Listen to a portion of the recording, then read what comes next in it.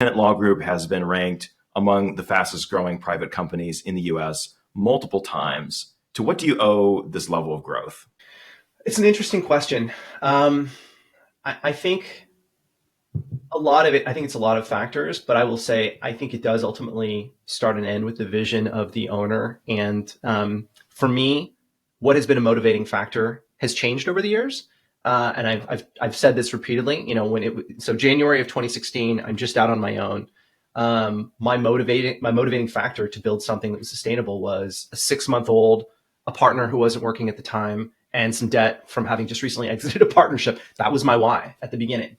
Okay. And but I had at that moment joined an organization of lawyer entrepreneurs, and you mentioned earlier that you've interviewed other members of how to manage a small law firm, and the ethos. I mean, it's just the culture there is about growth and all the benefits that come along with it. So from day one, like literally, I joined this organization January of 2016, the same month I launched my firm, and I'm constantly surrounding myself with other entrepreneurs and seeing how much better life can be than the hustle market sell that you kind of have to be doing for that first zero to, I don't know, arguably, that's certainly the first 0 to 250K in revenue. And that I was doing for that first year.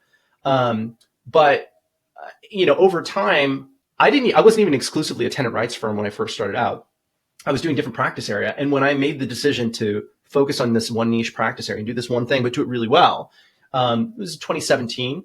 I realized the scope of the opportunity.